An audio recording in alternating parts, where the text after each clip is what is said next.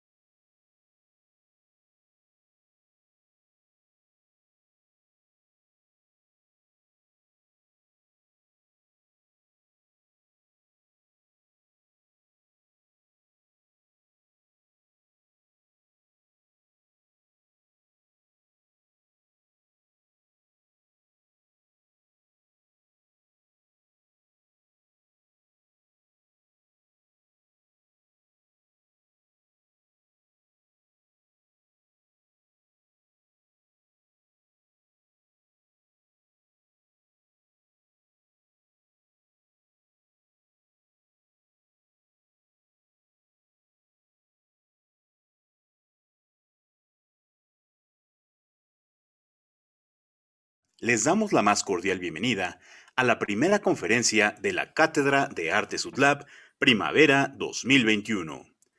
Nos llena de orgullo contar con la presencia de la reconocida escritora, la maestra Elena Poniatowska. Bienvenida a la Universidad de las Américas Puebla.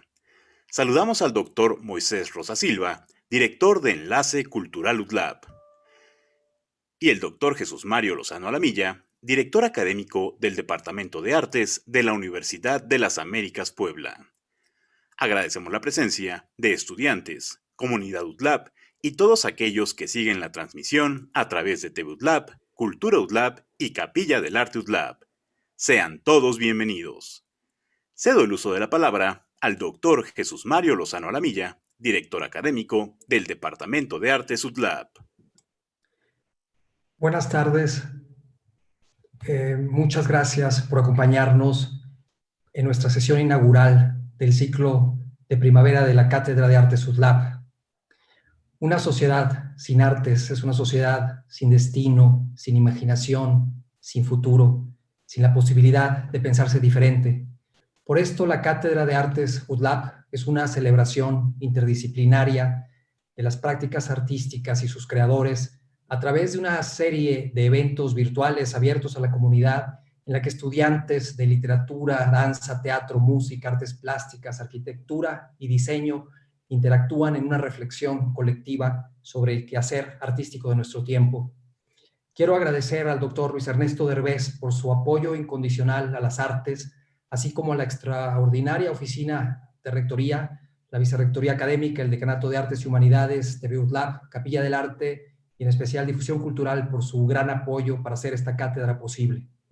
El día de hoy iniciamos hablando de literatura y precisamente el filósofo Giorgio Agamben nos dice que para los libros extraordinarios existe una biblioteca de los destinos, así la llama, una biblioteca de los destinos en cuyos anaqueles se custodian las variantes posibles de una obra.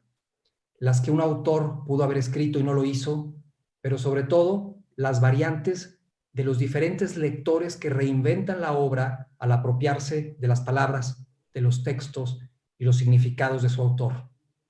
Para Agamben, en esto reside que una obra esté viva, que tenga vida propia, como sucede con los libros y los textos de nuestra gran invitada de hoy. Quizá, más que ningún otro caso en nuestro país, cada uno de sus libros ha fundado su propia biblioteca de los destinos, porque han tomado vida de manera excepcional al lado de las historias, los dolores, los anhelos de sus lectores. Sus libros han tomado vida a un lado y junto con los destinos múltiples y complejos de nuestro país. Y por eso, tantos de nosotros estamos tan profundamente agradecidos con ella. Pero para presentarla y entablar una conversación, cedo la palabra al doctor Moisés Rosas, director de Enlace Cultural de nuestra universidad. Muchas gracias. Gracias. Hola, buenas tardes, bienvenidas, bienvenidos. Y hoy tenemos, como dijo el maestro Jesús Mario, una invitada muy especial para abrir esta cátedra de la primavera 2021, la maestra Elena Poniatowska. Su nombre es todo un símbolo y un referente para la vida cultural de México, para la vida política.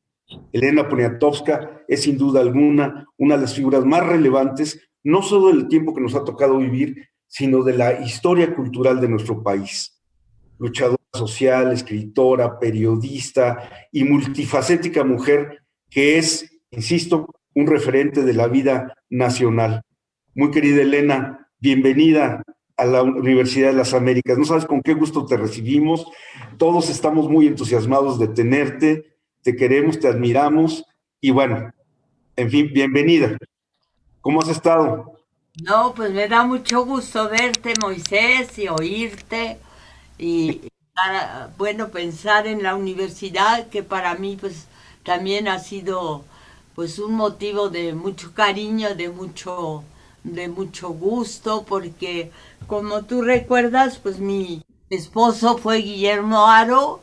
Entonces estábamos en Tonantzintla, mis hijos pequeños y yo vivimos allí un tiempo, íbamos muchísimo a la iglesia, a rezar, a pedir perdón por nuestros pecados. Bueno, no más nosotros, porque Guillermo no era creyente, así que no. Pero mis hijos se parecían a los angelitos que vuelan en la iglesia de Tonantzintla. No, pues muchísimas gracias. Como ya te había comentado de manera privada, el formato de esta reunión va a ser, yo haría algunas preguntas generales y luego pasaríamos a la parte, sin duda alguna, más importante, que son las preguntas de los alumnos hacia ti y ponerlos en contacto con un personaje tan emblemático, tan querido como eres tú. Si estás de acuerdo, entonces procedemos de esa manera. Claro. Voy a algunas preguntas. Tengo el privilegio de tener un diálogo contigo de muchos años y muy cercano, entonces no voy a abusar del tiempo, voy a hacer 2 o 3 preguntas para ceder el tiempo justamente a los estudiantes. Claro que sí. Haría yo una primera pregunta, muy querida Elena. ¿Por qué fuiste periodista? Creo que por de chiripada, porque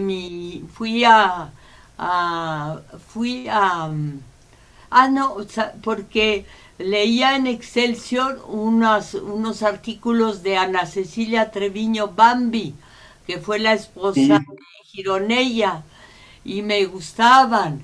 Y una vez acompañé a mi mamá a una especie de cóctel, bueno, era un cóctel para el embajador de Estados Unidos en México, Francis White, y le dije a mamá, dile que soy periodista. Entonces le dijo, y el embajador dijo, yes, good child. Me puso en la cabeza, good child, let her come to my office tomorrow. Y Excelsior era súper pro gringo. Bueno, en general había mucha deferencia hacia Estados Unidos. Y entonces le hice una entrevista de lo más babosa y la llevé a Excelsior y se publicó al día siguiente. Y el director, en la sección de sociales, y entonces el director dijo, no, pues, a ver, criatura, tráigame otra cosa mañana. Y ahí sí, dije, ¿y ahora qué hago? Pero vi que cantaba, Excelsior estaba en el Paseo de la Reforma.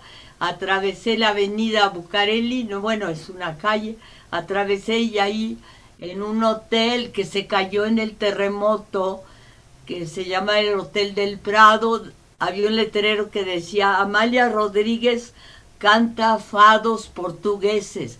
Yo ni sabía lo que era un fado, pero fui y dije que quería verla. Entonces me dijeron, ¿de parte de quién? Y yo dije, de Excelsior. Y entonces me dijeron, cuarto número, no sé qué diablos. Y subí y me abrió ella la puerta y me dio la entrevista. Fue todo así casualidad. Y luego comenzaste una larguísima carrera donde has entrevistado a lo largo de muchísimos años a muchos intelectuales, creadores, políticos, y has acumulado. ¿Tú tienes idea cuántas entrevistas has hecho? Pues he hecho miles, porque, eh, bueno, ahora también hago los domingos, hago una entrevista, también una crónica, me gusta muchísimo la crónica, y pues a mí lo único que no me gusta es pontificar, no me gustan los editoriales. Me tocó hacer editoriales también y siempre yo sentía que no era mi medio, que pontificar me quedaba de la patada. En tu criterio, cuál sería la mejor experiencia que has tenido como periodista? Pues la mejor experiencia ha sido entrar a un medio social, a un mundo para mí desconocido, considerado muy peligroso, y luego empezar a tratar, que fue lo que más me emocionó, a la gente de la calle. ¿Qué hago? Está sonando mi teléfono. ¿Qué hago? A ver, no, bueno, ya. Ya, a la gente de la calle, a la gente que va caminando, antes en San Juan de Letrán, ahora Eje Lázaro Cárdenas, pues había quesadilleras a flor de banqueta que te decían que si querías una de chicharrón, una de flor, entonces yo me quedaba allí, platicaba muchísimo, y ese mundo que descubrí gracias al periodismo, pues es un mundo para mí pues muy valioso, que me acercó a los estudiantes, sobre todo a la gente, a los presos, a cualquiera. Siempre le digo que si quiere hacer una carrera como periodista o si quiere ser escritor, que es más o menos lo mismo, es importantísimo ir a la cárcel, porque allí todo el mundo te quiere contar, todos quieren un oído solidario, y te cuentan su prodigiosa vida de mentiras o su prodigiosa vida de verdades, y tú te vas enriqueciendo, y fue una manera para mí muy extraordinaria de conocer a mi país y de saber cómo se roba algo. Bueno, son indicaciones que no he seguido, pero que las escuché. Muy bien, muchísimas gracias. Una pregunta. ¿El periodismo es literatura? Ajá. El periodismo, sí, yo creo que el periodismo tiene que en primer lugar, siempre se plantea eso. Seguramente tú hablaste mucho de eso con Carlos Monsiváis, porque lo que hiciste mucho, fueron muy Así es. amigos, y yo creo que si hay un gran escritor en México, un gran defensor social, y además un estilista extraordinario, es decir, un hombre que sabía escribir, sabía cómo decir las cosas, es Carlos Monsiváis. O sea que tú dirías que el periodismo de alguna manera sí es literatura. Yo diría que sí, yo creo que, ¿te acuerdas? Porque tú no te puedes acordar porque estás chavo, bueno, eras muy chavo, pero había un escritor, Luis Espota, Sí, cómo no. los noviaban un poco, los noviaban los escritores, lo medio maltrataban, pero yo creo que él hizo un muy buen trabajo y hay que considerarlo como uno de los primeros novelistas de nuestra época, ¿no? Independientemente de todos los que antes estudiaron, gentes como José Emilio Pacheco y como el propio Monsiváis, en fin, ha habido en nuestra tradición, desde Los bandidos de Río Frío, pues es de una literatura que abarca muchos campos y que es además una literatura pues muy generosa, muy ligada a nuestra historia. Yo tendría otra pregunta. ¿Qué? No todos los periodistas se vuelven novelistas, ni narradores, ni cronistas. ¿Cómo diste el paso del periodismo a la escritura de la novela, la narración, la crónica? Fíjate, Moisés, que al mismo tiempo, en el mismo año, se publicó un librito chiquito que inició una colección donde se dieron a conocer, por ejemplo, el primer libro de Carlos Fuentes, Los días enmascarados, y esa colección se llamó Los Presentes, y ahí publicaron por primera vez José Emilio Pacheco, también Álvaro Mutis, el colombiano que estaba en México, una gran serie bueno, muchísimos escritores mexicanos. Y esa colección se inició con Lilus Kikus. Era un cuentito, una noveleta, una novelita chiquita que se inició y de ahí siguieron publicándose otros libros. Lilus Kikus, de la primera vez se hicieron 500 ejemplares, que casi pues los repartí yo en mi familia, en mi tía Cuquita, mi tía Petrita, mi tía no sé qué. Y es una novela que tenía 2 honguitos o 3 honguitos en la portada, y me acuerdo que los pinté a mano con colores de, eso, ¿cómo se dice? Con colores de agua. Pintura de agua. Eso. Acuarela. Acuarela. Hay una pregunta que me parece sustantiva platicando contigo, y pienso mucho en Carlos Monsiváis, por supuesto, en Francisco Toledo, que tú y yo también quisimos tanto y fuimos tan amigos de él, es cómo se articula la creación artística con la lucha social, con la vocación social. Creo que es un tema vital en términos de la creación artística y el compromiso con la sociedad donde el artista está creando y donde está inserto. ¿Cómo se articula la creación artística con la lucha social? Bueno, en primer lugar tiene que haber una inclinación del autor hacia las causas sociales, ¿no? Un interés por las causas sociales. Yo creo que muy pocos escritores, muy pocos incluso poetas escapan a ese llamado o a esa inclinación, porque finalmente vives inserto en un país al que amas, al que observas, del que sabes a través de conversaciones, de entrevistas y también a través de los periódicos. Entonces esa inclinación pues a veces se adelgaza con el tiempo. Por ejemplo, yo creo que Jaime Sabines, que es un gran poeta, pues no tuvo tanta inclinación hacia lo social, aunque pues todo el mundo se sabe sus poemas de memoria y todo el mundo lo ama, pero otros escritores, como entre quienes, bueno, de los de mi generación, José Emilio Pacheco, Monsi, y luego un poquito mayores como Rosario Castellanos, pues sí tuvieron una inclinación social, ¿no? Y no se diga también Octavio Paz, ¿no? Octavio Paz pues escribió El laberinto de la soledad como un libro para explicarnos a México, ¿no?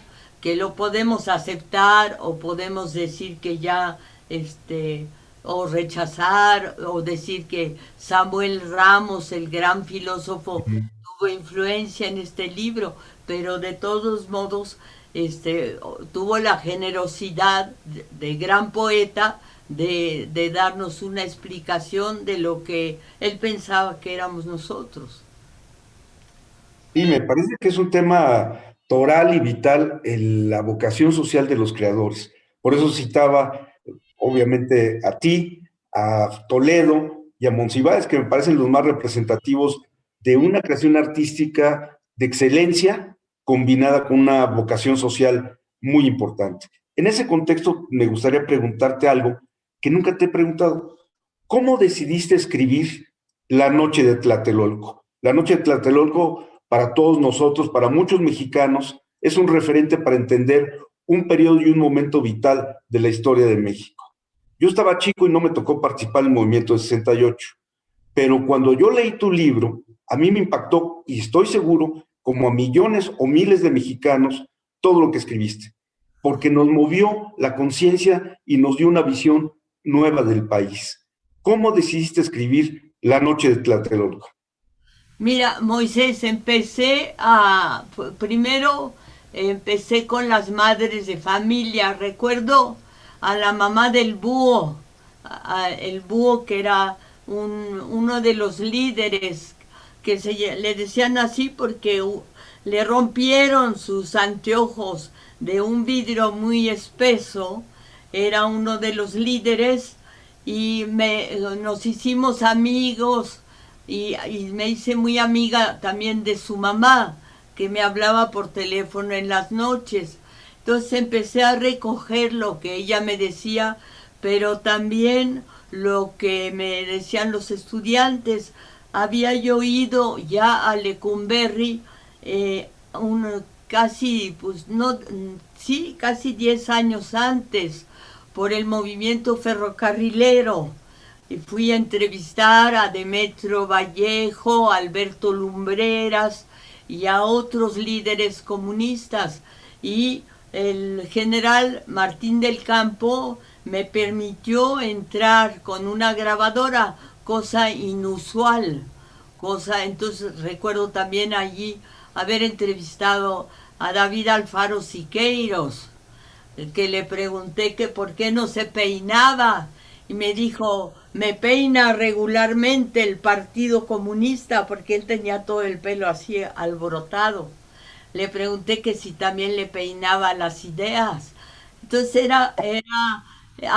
era una relación que se establecía pues de amistad, pues yo creo de inmediatez. El hecho de estar en la cárcel pues te pone en una situación muy especial, ¿no? Estás un poco a merced de lo que suceda. La vida, tu propia vida ya no la decides tú, la deciden otros, ¿no? Lo que buscas es sentarte al sol, al solecito. También Octavio Paz decía que la felicidad es una sillita al sol. Entonces empecé a ir incluso llevaba a mi hijo Mane, que era pequeño, tenía 7 años, y cuando le preguntaban pues que si su mamá lo llevaba a Chapultepec los domingos, él contestaba: no, mi mamá me lleva a la cárcel preventiva, al Palacio Negro de Lecumberri. Así que como educadora pues me sacaba yo 0, ¿no? Porque no es un lugar para niños, pero sí le sirvió para adquirir una conciencia, ¿no? De que no todos vivían con todos los privilegios con los que yo he vivido. Y a partir de eso pensaste hacer La Noche de Tlatelolco. No, ay, perdón, se me fue eso. La Noche de Tlatelolco fue el resultado de la indignación. Una amiga, María Alicia Martínez Medrano, la que fue la directora del Teatro Obrero y Campesino, que yo la quise mucho, que inició todo eso en Tabasco y en Yucatán también, me llamó y me dijo: yo acababa de tener a Felipe, mi hijo, y me dijo: no, tienes que venir. Entonces fui a la mañana siguiente, yo lo amamantaba, entonces entre, como se dice, una amamantada y otra, fui allá y vi horrible, vi los restos de la batalla, el resultado de la batalla, los vidrios rotos, los zapatos allí en las fosas prehispánicas, la sangre, había sangre, los elevadores perforados, y todo eso me impresionó muchísimo, y ya en la noche ya empecé a hacer las entrevistas y muchísima gente también vino a mi casa, las madres de familia que me decían, ¿qué más puedo perder si no encuentro a mi hijo, no? Entonces venían y me contaban, y así a veces eran testimonios muy largos, a veces cortos, y entonces yo los corté las voces siguiendo mi emoción o mi instinto, y así salió La Noche de Tlatelolco. Y recuerdo que Berto Castillo me dijo, ay Elena, yo hablé con usted durante horas y me pone usted 4 líneas. Y le dije, no, no, maestro, pues usted publíquelo, es su voz como usted quiera. Entonces ya publicó como, no sé si 30 páginas. Muy bien, muchísimas gracias. ¿Cómo ha sido tu relación con los intelectuales, con los creadores, particularmente con nuestro querido Carlos Monsiváis? Bueno, ha sido buenísima, que siempre ha sido, con Carlos ha sido de hermanos, viajamos muchísimo juntos, fuimos a Nueva York cantidad de veces, bueno, no cantidad, pero fácil 5 o 6 veces, fuimos juntos a Israel, él siempre pedía que lo pusieran en una habitación al lado de la mía, en un hotel. Y entonces en la mañana, a la hora del desayuno, me decía, no pegué un ojo en toda la noche, no dormí en toda la noche. Y yo decía, mentira, Carlos, mentira, porque roncaste, porque yo te oía, porque nos ponían en unos hoteles así rascuaches, de paredes muy delgaditas, y entonces yo lo oía roncar y dormía muy bien, porque siempre tuvo la conciencia tranquila. Muy bien. Otra pregunta. ¿Qué tiene la biblioteca? Yo he tenido el privilegio de estar en tu casa y tu casa está llena de libros, incluyendo el baño, que no se me va a olvidar. Pero, ¿qué tiene la biblioteca de Elena Poniatowska? Bueno, tiene obviamente libros dedicados de Octavio Paz, de Carlos Fuentes, de Rosario Castellanos, de Elena Garro y muchos otros que yo he cometido el error de prestar. Dicen, ¿quién me dijo? Alguien me dijo que no había que prestar libros, pero yo sí los prestaba, y libro prestado, libro perdido. Entonces muchos se han perdido, pero bueno, yo fui también de la época de Ali Chumacero, que tenía una biblioteca impresionantísimo, Jaime García Terrés también, una biblioteca en varios idiomas, impresionante también, y José Luis Martínez no se diga, ese sí era el rey de las bibliotecas, el rey de quien tenía libros importantísimos. Ya, entonces la mía es pequeña, pero pues sí es muy entrañable para mí. Muy bien. Otra pregunta, dos, y ya para que los alumnos puedan proceder a tener un diálogo contigo. ¿Qué Sí. estás escribiendo en este momento? Estoy escribiendo, bueno, hago, como tú sabes, todos los domingos hago una entrevista para el periódico del cual soy fundadora, que se llama La Jornada y que amo mucho. Y luego también estoy terminando, ya la hice, pero todas las fechas, soy malísima para los números y las fechas todas están equivocadas. O bueno, yo creo que están mal, las tengo que checar. De El amante polaco. El amante polaco se publicó una mitad y es sobre el rey, el último rey de Polonia. Después ya no hubo nadie de la realeza o de la monarquía, que se llamó Stanislao Augusto Poniatowski. Entonces ese libro se llama El amante polaco porque él fue rey, porque lo hizo rey Catalina la Grande, Catalina. él fue su amante. Entonces, para quitárselo de encima, porque ya le había echado el ojo a otro, entonces lo hizo rey de Polonia. Así Sí, no, que, es un libro espléndido, espléndido, espléndido. pues no sé cómo va a salir, a ver. Y una última pregunta antes de dar paso a la parte sustantiva, que son las preguntas de los alumnos. ¿Cómo es un día familiar de Elena Poniatowska? He tenido el privilegio de estar contigo, con Felipe, con sus hijos, pero ¿cómo es un día? Es una pregunta muy personal. ¿Cómo es un día familiar de la gran Elena Poniatowska? Bueno, es un día, tengo 10 nietos, no veo a los 10 juntos porque Paula vive en Mérida, Yucatán, con 3 nietos, pero en general un día familiar es que todos vengan a comer, comenten, les interesa mucho la política, comenten sucesos políticos, también hablan muchísimo de animales porque todos aman a los perros, a los gatos, entonces hablan de los animales y hablan también de, pues, de López Obrador, y hablan de qué más, de todo lo que tú quieras y mandes, de los libros que han leído, de eso poco, o más bien de quienes se enamoran porque son así novieros y de la, en general sí tienen, yo lo siento,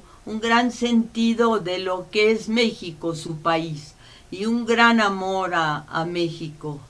No ven tanta tele, aunque quizá un poco más de la que yo veo, y pues es una vida muy sencilla en el que hay pocas mujeres, porque las mujeres son solo Inés, Carmen y Luna, que está en Mérida, Yucatán, y todos los demás son hombres. Muy bien. Muchísimas gracias, querida Elena. Demos paso, pues, a la segunda parte de esta charla. Le pediría al maestro Jesús Mario Lozano Lamilla, director de Artes de la Universidad de las Américas Puebla, el que pudiera conducir la sesión de preguntas con los estudiantes y la maestra Elena Poniatowska. Al final te vuelvo a ver. Gracias, Moisés. Gracias, querida Elena. Muchas gracias, pues un gran placer, maestra, continuar con esta segunda sesión. Y para empezar esta parte de preguntas, le quiero pedir a la doctora Clemencia Corte, ella es profesora de literatura, que arranque con las preguntas de esta segunda parte.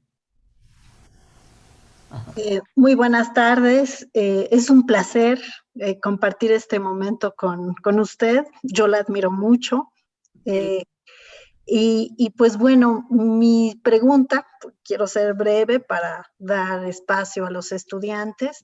Yo creo que usted supo conjuntar muy bien el periodismo y la literatura a través de la entrevista. Y la entrevista, de alguna manera, pues le dio pues lugar a que empezara con sus textos de ficción, ¿no? Recuerdo Hasta no verte, Jesús mío, por ejemplo, ¿no? Pero a mí me gustaría preguntarle cómo surgió el proyecto de novelas biográficas que dieron lugar, por ejemplo, a Tinísima o a Leonora. ¿Cómo surgieron esos proyectos de biografías y además de mujeres, ¿no? Bueno, Leonora yo la quise mucho, pero era una mujer difícil. Yo la iba a ver y entonces me contaba algo o le preguntaba algo de su vida y pero no podía llevar nunca ni una pluma, ni un lápiz, ni una grabadora, nada. Entonces ya en el coche de regreso a mi casa ya apuntaba todo lo que ella me había dicho y lo guardaba y también todo lo que había sucedido durante esa sesión, la forma en que me habías sonreído, de qué cosas le causaba risa, qué cosas rechazaba, lo primero que me decía en inglés, "Do you want tea? Do you want a cup of tea?" Y luego me decía siempre que le hablara de política, de lo que fuera. Entonces ya a partir de eso, pues ya se abría y le contaba yo que mi mamá montaba mucho a caballo, porque sabía yo que ella amaba mucho a los caballos y había montado muchísimo.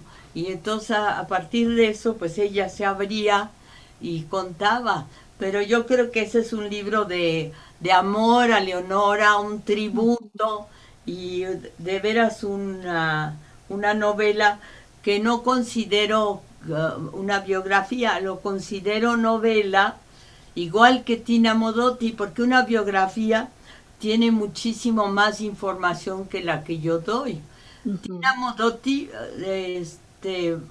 fue Gabriel Figueroa, que dijo que se iba a filmar en México y que quería que yo le hiciera el guión de la película, pero ni se hizo la película, no se hizo nada, pero sí entrevisté a quienes más me conmovieron, a viejos líderes del Partido Comunista, así todos fregados y pobrísimos y dados al queso. Entonces los entrevisté y cuando él me dijo, no hay dinero, no se va a hacer la película, la hermana del presidente, Margarita, dijo que ya no hay dinero, de López Portillo. Entonces ya no se hizo nada y yo dije, pero ¿cómo defraudo a todas estas gentes que yo he entrevistado? Sobre todo a viejitos españoles de la guerra de España, viejos comunistas. Y dije, no, pues voy a hacer la novela. Y así fue como salió Modotti. Y además conocí a su hermana, la fui a buscar hasta Nueva York. Me invitaban a dar conferencias, entonces aprovechaba yo para las conferencias, eran a las 7 y el resto del día pues yo iba a buscar a todas las gentes que me iban a servir para el futuro de la novela. Pues. Muchas gracias. Pues, muchísimas gracias. Y bueno, ahora cedo la palabra a los estudiantes, a quienes les pido por favor que digan su nombre completo y la carrera a la que pertenecen. Y empezamos con Úrsula. Adelante, Úrsula, por favor.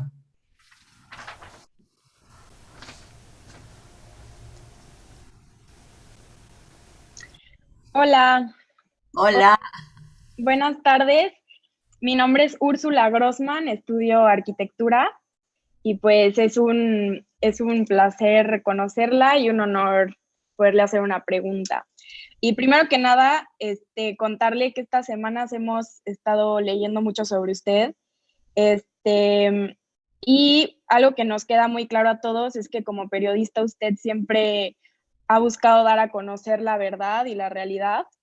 Y pues mi pregunta es que ¿cuál ha sido el mayor reto como periodista al intentar que la realidad sea parte de la vida de los mexicanos, considerando la fuerte manipulación de los medios que existe en el país y cómo le ha tocado enfrentar este problema?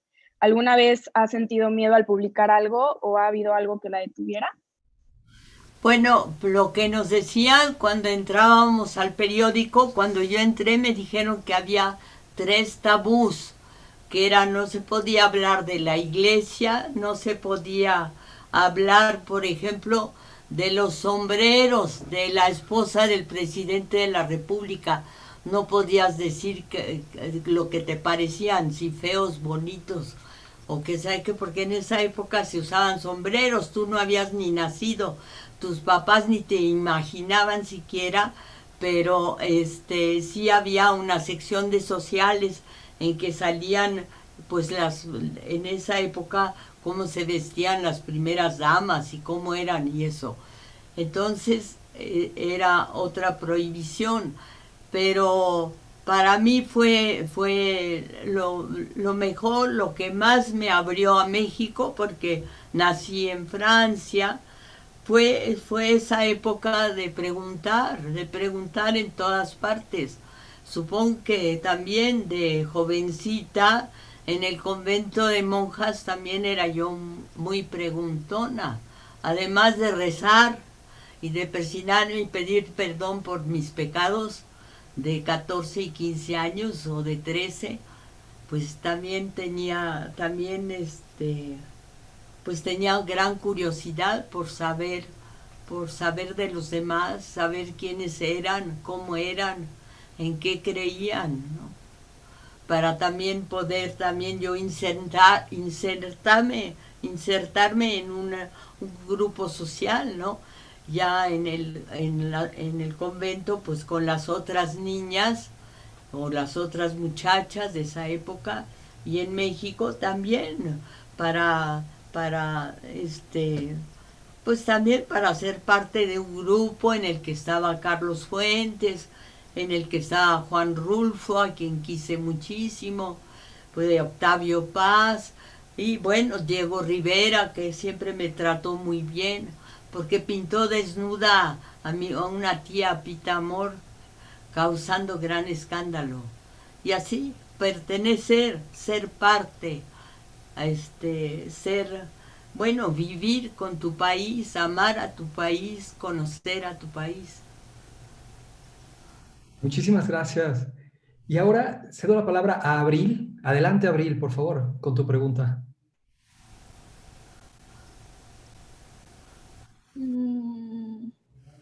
Hola Elena, me da mucho gusto conocerte. Mi nombre es Abril Monsiváis y quisiera preguntarte que cuáles consideran sido los retos más difíciles a los que se han enfrentado los artistas debido a la pandemia. No, la pandemia, yo no creo que haya sido tan tremendo para los artistas, porque los artistas en general, los pintores tienen su estudio, los escritores pues tienen su computadora o tienen su casa o tienen su mesa de trabajo o su escritorio. Para quien debe de ser muy difícil y casi infernal es para los actores y para, por ejemplo, los bailarines, la gente que está con los demás, que vive con los demás, que incluso nosotros no tenemos, por ejemplo, yo hablo por mí, yo no tengo un diálogo tan grande. Claro, hago las entrevistas, pero tomo el teléfono y hago la entrevista o la hago por algún medio electrónico como ahorita, pero yo creo que a la gente que usa su cuerpo, necesita su cuerpo, para ellos en el teatro, en el baile, ha de ser dificilísimo esta pandemia, ha de ser de veras, lo han de vivir como un castigo, no sé de dónde. Muy amable. Y paso la palabra a Valeria. Adelante, Valeria, con tu pregunta. Hola, buenas tardes, maestra. Agradezco nuevamente su presencia aquí. Es un honor tenerla en la Universidad de las Américas, Puebla. Gracias. Mi pregunta es la siguiente.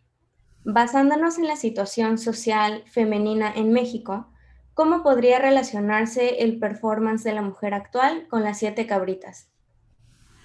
Pues las 7 cabritas es un rescate de mujeres, ¿no? Frida Kahlo, que ya ha sido sobregirada, sobre rescatada, y otras mujeres, Guadalupe Amor, ya no recuerdo quién es más, Elena Garro, que fue esposa de Octavio Paz, Rosario Castellanos, a quien quise, admiré muchísimo, y creo que sí, a partir de cierto momento, a partir, por ejemplo, de que las mujeres pudieron entrar a las redacciones de los periódicos, recuerdo mucho a Elvira Vargas, que hacía lo más importante en un periódico, que son los editoriales, es decir, la forma del pensamiento político del periódico.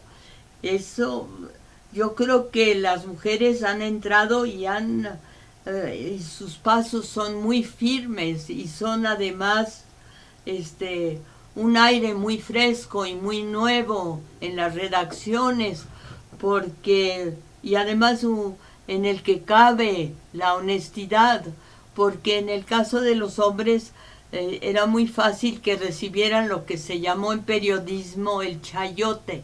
Era un sobre que era fácil meter así en el saco, con dinero que les daban en general a los reporteros. Todo el mundo quería ser reportero de presidencia, porque ahí los sobres eran pues más espesos. Pero finalmente las mujeres, como no tenemos saco, ¿dónde nos metemos ese sobre? Abrimos nuestra bolsa, es muy visible, pero no solo es eso, yo creo que las mujeres en general metimos o hicimos que hubiera muchísima más honradez en las redacciones de los periódicos y en el periódico mismo, ¿no? Bueno, yo me inicié en la sección de sociales y recuerdo que se decía, se brindó con Old Par o con un whisky, pero parece que el whisky le daba no sé cuánto, supongo que 13 pesos o 14 al periódico para que dijera eso, ¿no? Pero no era esa forma de hacer periodismo la que a mí me interesó. A mí lo que siempre me interesó, por ejemplo, yo preferiría 1000 veces estar preguntándole a usted cómo es y qué hace, porque me sale del corazón, porque así está hecha mi carácter, ¿no? Que estar haciendo otro tipo de... Bueno, preferiría estar en su lugar y usted en el mío. Muchas gracias. Y les recuerdo a nuestros estudiantes que nos digan de qué carrera son, por favor. Y adelante, Katiani, con tu pregunta.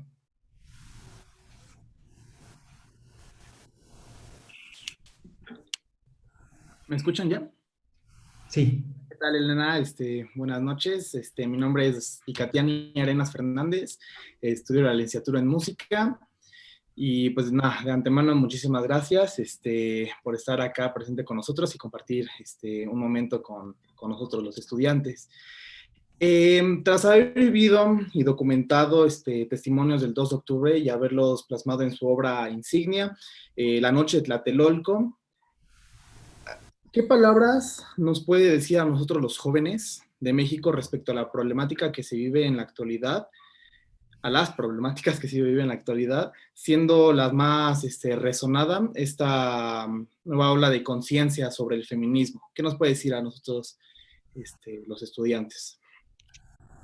Bueno, yo creo que el feminismo se remonta a hace mucho tiempo.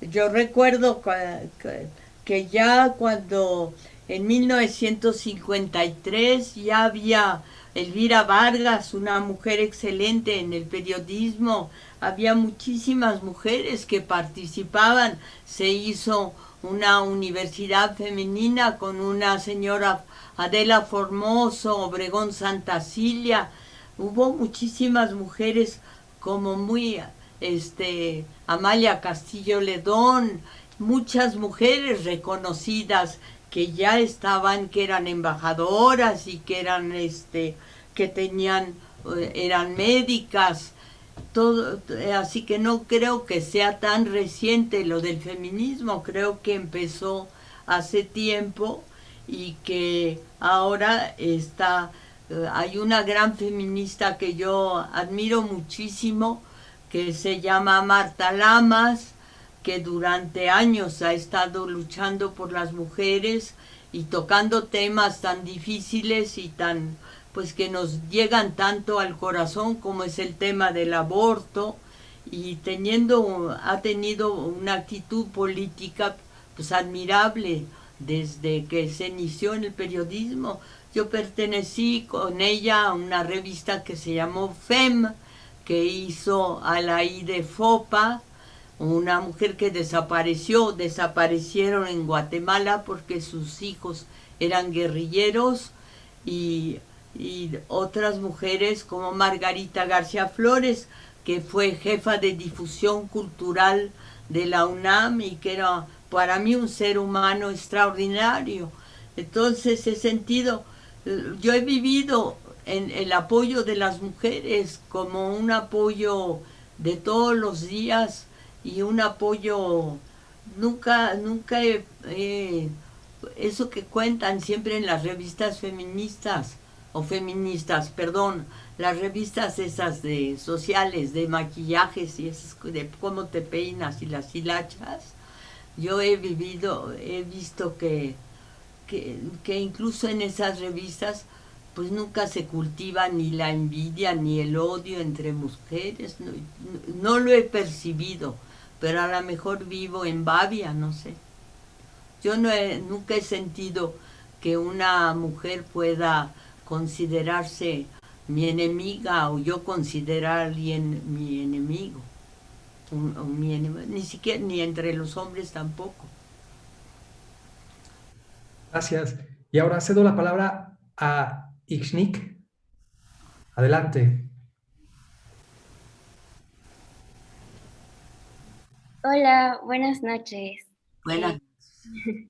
Soy Ixnik Villaseñor, de la licenciatura en danza. Muchas gracias por su tiempo y es un placer poder tener este espacio con usted. Y bueno, mi pregunta es, ¿cómo decide sobre el tema que quiere escribir y qué es lo que la motiva a empezar a escribir este libro o un libro? ¿El libro del amante polaco o cualquiera? En general. Bueno, el libro del amante polaco, como ya tengo 89 años, por primera vez, en vez de hablar de México y de lo que sucede en México y de rendirle homenaje a mexicanos que me impactaron, quise conocer mis raíces. En 1700, creo que 32 o 30, supe nació Stanislao Augusto Poniatowski, que fue rey de Polonia. Fue rey porque fue el amante de Catalina la Grande de Rusia. Él vivió en Rusia como secretario de un embajador de Inglaterra que se llamaba Hanbury Williams y lo acompañó, y todavía no era reina, perdón, Catalina lo vio bailar y entonces se enamoró de él y después se volvieron amantes, pero ella tuvo una vida erótica fabulosa. Creo que tuvo como, pues no sé si como 30 amantes, una gran cantidad de amantes. Muchos hombres conocieron su cama o la cama imperial porque fue emperatriz. Y el primero se llamó Saltykov y el segundo, bueno, además de su marido, ¿no? Y el segundo se llamó Poniatowski. Entonces ya me puse a escribir sobre este hombre que era tímido, que bailaba muy bien, que sabía 5 idiomas o 6 y que amó mucho a Polonia. Y que bueno, la amó y finalmente fue el último rey porque después ya no hubo reinado de Polonia, ni nada. Excelente, muchas gracias. María José González, adelante con tu pregunta, por favor. Hola, buenas tardes. Mi nombre es María José González Amieva y soy de la licenciatura en danza. Y pues muchas gracias por dedicar este tiempo a nosotros. Bueno, mi pregunta es que si bien sabemos que usted hace compilaciones de hechos históricos que podrían, como sus textos, decirse que son periodísticos, pero también son literarios, considerados literatura. ¿Usted considera que hay alguna diferencia entre la escritura literaria y la escritura testimonial? Bueno, es una pregunta que me llega muy de cerca. Yo considero que lo que es importante, lo que vale la pena es transmitir lo que uno siente y ser un buen escritor. Yo creo que se puede ser un mal periodista y un mal escritor, un escritor malo, pero creo que para mí, en mi caso, el entrenamiento periodístico me sirvió, fue una escuela para mí. Además, un periodista tiene que andar de acá para allá, tiene que trabajar en una redacción, tiene que ser competitivo, tiene que ser también saber lo que es el compañerismo, tiene que sus condiciones de trabajo, sobre todo su pago, todo eso nunca son lo máximo, nunca son buenísimos, pero creo que siempre se divorcia, se dice, no, siempre se dice los periodistas, ay no, es un pinche periodista, una pinche periodista.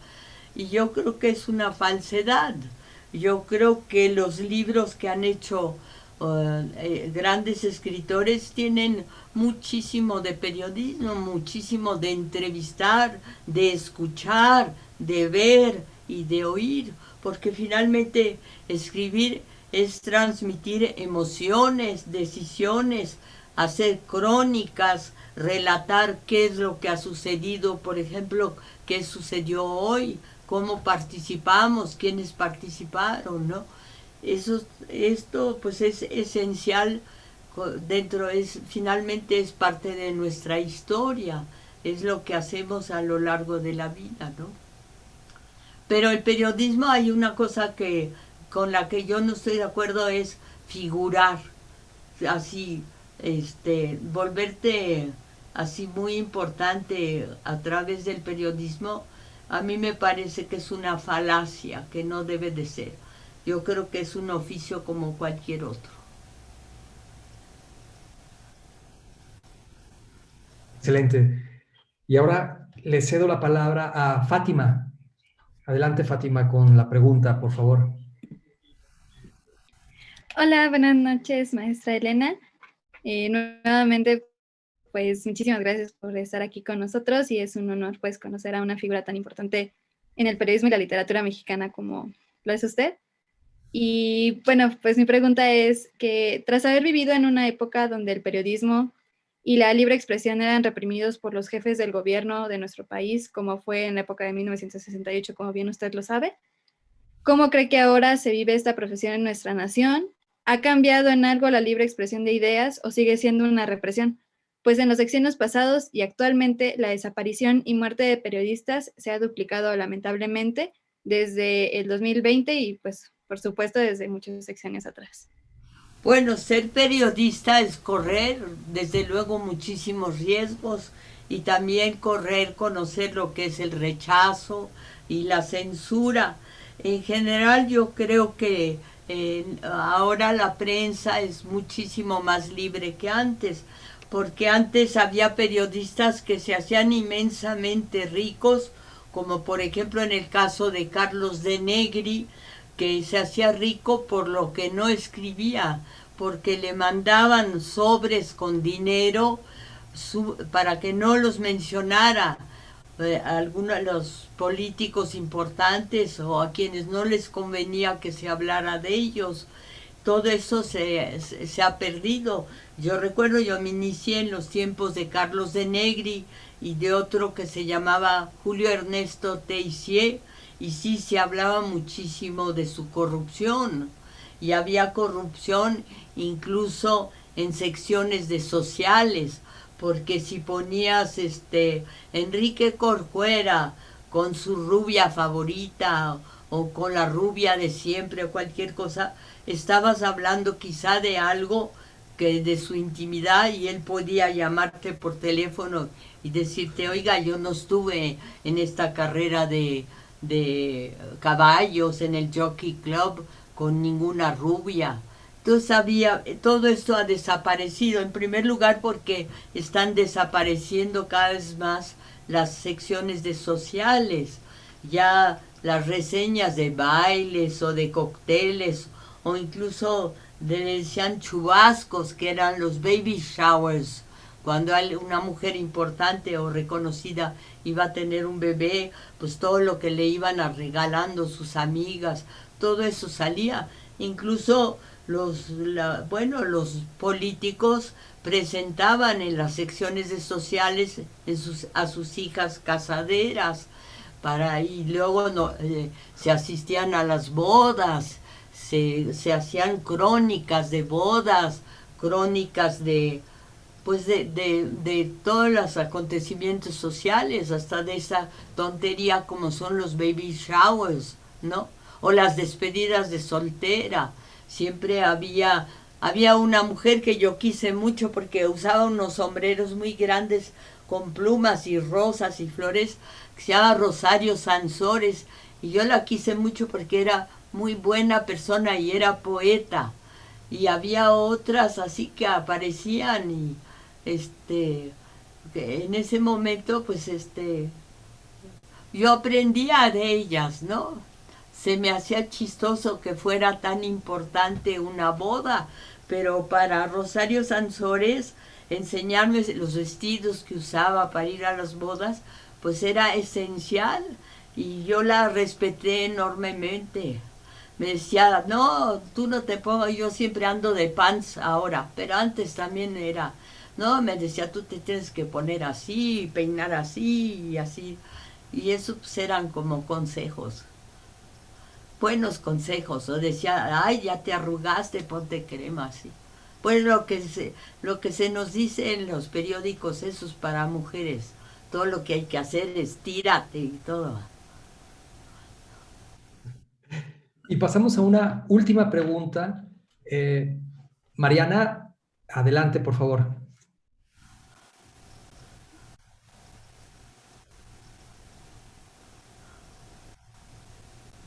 Hola, buenas noches. Igualmente, qué gusto tenerla con nosotros. Y bueno, mi pregunta va relacionada acerca de un hecho que leí de su vida, un hecho amargo que pues fue el abuso sexual. Y mi pregunta es, ¿qué les diría a aquellas mujeres que han sido víctimas de algún hecho violento y se han callado por miedo a que se ponga en duda su verdad en un país donde 10 mujeres son asesinadas todos los días? Bueno, es una pregunta muy esencial. Es una pregunta que tiene que ver con una realidad que creo que aún existe y que es muy dolorosa, pero cada vez las mujeres denuncian más, pues un abuso y tienen el coraje de hacer público que han sido víctimas, ¿no? En mi caso fue una historia de la que jamás he hablado hasta que fui obligada por las circunstancias el año pasado, porque se publicó un artículo en un periódico Reforma, y entonces yo reaccioné a raíz de eso. Pero creo que finalmente, le soy muy sincera, creo que si jamás sale ese artículo, si no se publica ese artículo sobre mi, haber tenido un hijo, pues jamás lo hubiera dicho, me hubiera muerto sin decirlo. Pero bueno, lo dije por las circunstancias, así que, bueno, es un tema medio peleagudo, medio difícil, ¿no? Pero le puedo decir que tengo un hijo que es un científico del que estoy orgullosísima y que es físico y es un maestro y a su vez él me ha dado tres nietos hombres que pues amo con mucho amor, al igual que a él.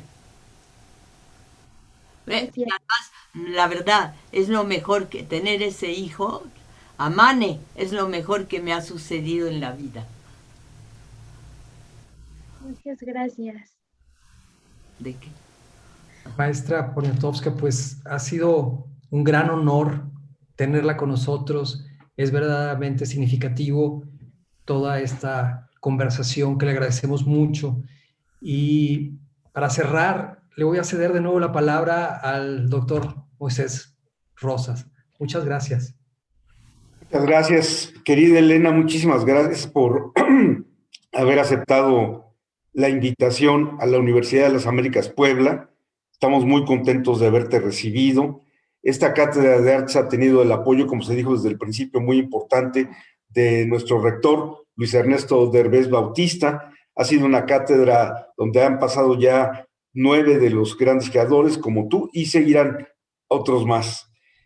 Yo quisiera decirte que tú has recibido muchos premios a lo largo del tiempo, como el Premio Cervantes, el Premio Mazatlán, el Seix Barral, etcétera, pero que probablemente el premio más importante, y es osado que lo diga, pero lo creo, el premio más importante que tú has recibido y recibirás siempre es el reconocimiento y el cariño de muchos, muchos mexicanos. Tú escribiste esta novela que me pareció fantástica, que se llama Dos veces única.